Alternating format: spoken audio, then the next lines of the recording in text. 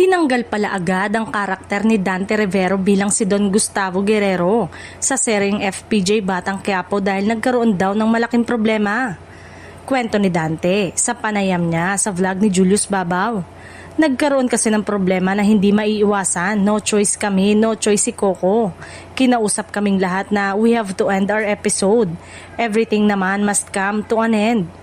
Tapusin to ng mas mapapaganda para makita naman ng tao kung ano yung expectation nila at dapat maibigay natin.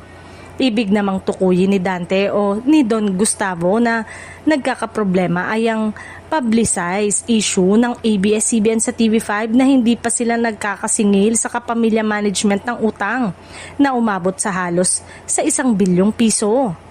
At bago naman nagtapos ang Disyembre ay binayaran na ng kapamilya management ang TV5 at sa kasalukuyan ang mga programang nabanggit ay napapanood na sa All TV.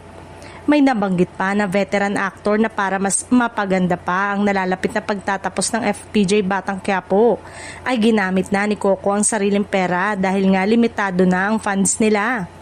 Say ni Dante, kung ano ang ine-expect ng tao ginagawa niya ng paraan talaga.